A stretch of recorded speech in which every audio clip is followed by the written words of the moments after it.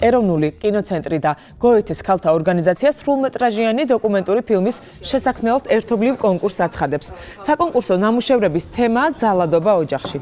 კონკურსის გამოცხადებამდე დაინტერესებულ კინო დოკუმენტალისტებს საშუალება ეძლევათ მონაწილეობა მიიღონ ან ვუმენის მიერ გამართულ ღონისძიებებში, რომლებიც ქალთა მიმართ ძალადობის წინააღმდეგ დაგეგმილი 16 დღიანი კამპანიის ფარგლებში ჩატარდება. 16 დღიანი კამპანია თბილისში 25 ნოემბრიდან 10 დეკემბრის ჩათვლით გაიმართება.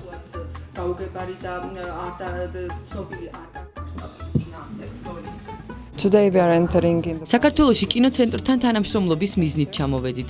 ჩვენ ერთად გამოვაცხადეთ კონკურსი დოკუმენტური ფილმისთვის, რომლის თემაც ქალები და ოჯახურ ძალადობასთან ბრძოლა იქნება.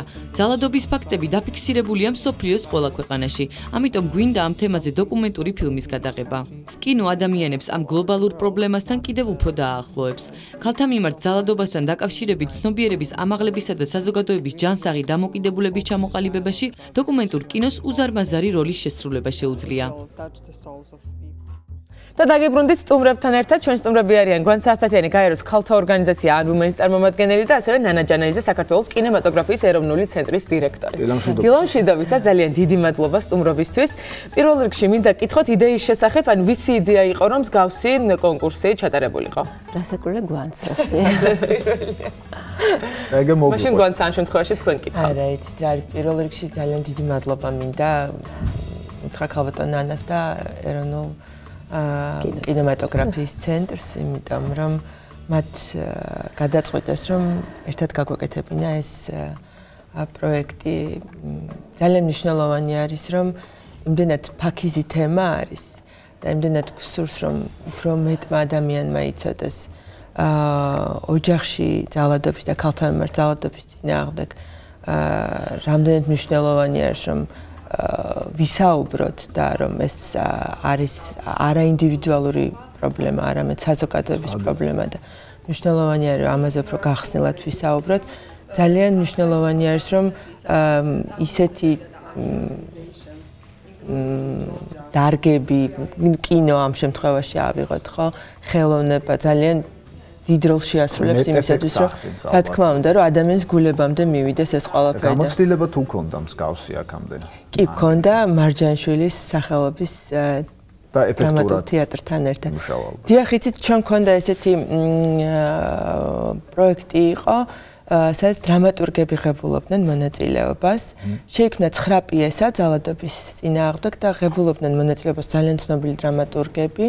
მათ შორის იყო მაგალითად დათომ ტურაშვილმა დაწერა დოდოს მოლოდინში. კი, მე მახსოვს ეს ამბავი, უბრალოდ აქედან გამომდინარე მაქვს კითხვა, ალბათ უფრო ამ შემთხვევაში კინოს წარმომადგენელთან, იქიდან გამომდინარე, თქვაც რიგ შემთხვევაში ეს ყველაფერი ხდება წინასწარ განზრახვით, ხო, ნუ აი ამ თემასთან. ცოტა ხანდახან ხელოვნური ხომ არ არის თუ ახერხებენ, თქვათ ავტორები აი ამ ბეწვის ხიდის გავლას, რომ თან ეხებოდეს კონკრეტულ თემატიკას წინასწარ განზრახვით და თან თქვათ ეფექტური გამოდგეს ნამუშევარი.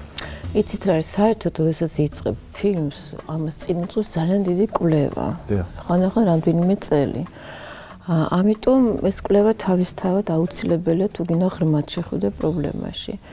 და აი ამ შემთხვევაში გვანცამ ჩვენ შემოგთავაზა ის კვლევები, რასაც აი მეცნიერები აკეთებენ ამ თემებზე, სოციოლოგები.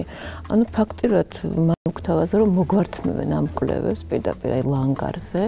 2 კვირის განმავლობაში იქნება მათი ღონისძიებები გაეროს ქალთა ორგანიზაციის, სადაც იქნება ეს კვლევები პირველად გამოქვეყნებული, ეს ჩვენთვის სრული სიახლე არის. აი თქვათ რეჟისორი ამას ვერც მისწვდებოდა ესა და მას დიდი ძალისხმევა უნდა გაეწია ამისთვის.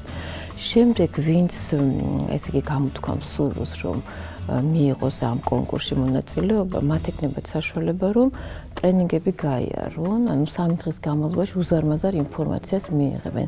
ანუ მე რას ვამბობთ, რომ ეს ნიადაგ იქნება განოყიერებული აი დიდი ინფორმაცია. ანუ მზაობა უფრო ბუნებრივი. წინა საკონკურსოდ ვიცი, რომ გუშინ გაიმართა ღია კარის დღე, სადაც დაინტერესებულ პირებს საშუალება ჰქონდათ, რომ გაცნობოდნენ ამ კონკურსის დეტალებს. კი, პირობებს. აი ჩვენს მაყურებელსაც რომ უთხრათ შეთავაზებული პირობების შესახებ. ესე იგი, აი გუშინ დაიწყოს ჩვენი ერთობლივი მუშაობა.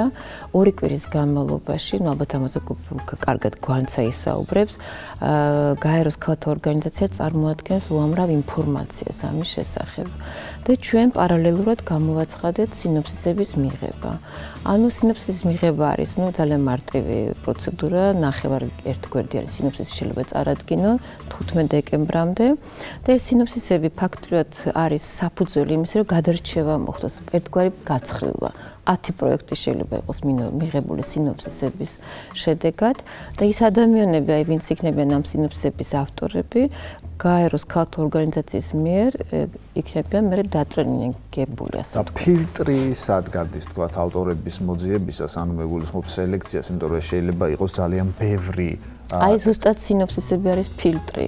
ანუ სინოფსისებამდე თქვა თქვენ რაღაც ტიპის გამოცდილებას არ ითვალისწინებთ. აუცილებლად ჩვენ მოთხოვნა გვაქვს ძალიან მკაცრი, ეს უნდა იყოს პროფესიონალთა ჯგუფი და არა მოყვარულთა და სწორედ ამიტომ მოგმართა ჩვენ გაეროს ქალთა ორგანიზაციამ, რომ იცით ხშირად ასეთ შემთხვევაში ორგანიზაცია ვიღაცას გაურკვეველ ადამიანს უკვეთავს, რომელსაც ძალიან მცირე გამოცდილება აქვს და ეს არის ფილმი, ასე ვთქვათ, იმისთვის, რომ ღონისძიება იყოს ჩატარებული და ამ შემთხვევაში რახან ჩვენ მოგმართ ეს ის უკვე თავისთავად მოთხოვნა, რომ უნდა იყოს მაღალ პროფესიონალის მიერ გაკეთებული და აი ამას უკვე ჩვენ უზრუნველყოფთ, ანუ ჩვენ შემდეგ ვატარებთ კონკურსს და ყველა იმ წესების დაცვით, როგორც ატარებს კინოცენტრი, ანუ ჩვენი კონკურსები ყოველთვის ძალიან მკაცრი და ჩვენებები ხო არ იგეგმება შემდეგ.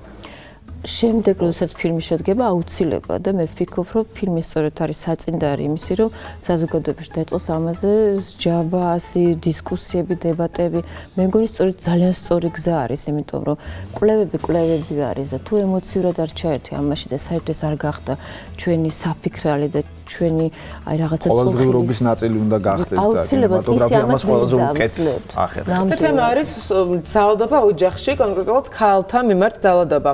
და ვიცი რომ თქვენს ორგანიზაციას ან Women's აქვს 16 დღიანი კამპანია, სწორედ ამ მიმართულებით დაგეგმილი ქალთა მიმართ ძალადობის წინააღმდეგ და წინა საკონკურსოც შეუძლია რომ მონაწილეებმა მიიღონ მაშინ მონაწილეობა, ხო? აი რა საერთიანებს და რა ღონისძიებები შედის ამ 16 დღიან კამპანიაში? უცებ მინდა კითხოთ, ალბათ ინფორმაციის მიხედვით საინტერესო იქნება, რომელ ადგილზეა საქართველოს ქალთა ძალადობის მიხედვით ხო არ არსებობს სტატისტიკა? მიცით ახლა ზუსტად წლევანდელი სტატისტიკა ვერ გეტყვით, მაგრამ თვალსწრაფი იყო მე-80 ადგილას.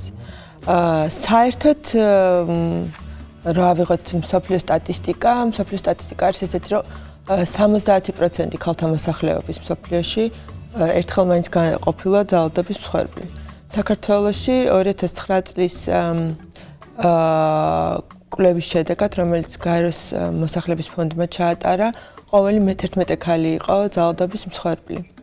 34% სამწუხაროდ ქალებისა ამ კვლევის შედეგად ამბობდა თვითონვე ამართლებდა ძალადობას და ისინი ამბობდნენ, რომ ზოგიერთ შემთხვევებში მაგალითად ავიღოთ თუ ქალმა დაწვა, ეს რა ქვია, საჭმელი, სადილი, ხო? აი ამ დროსაც კი შეუძლია მეუღლე მიძალადოს მას.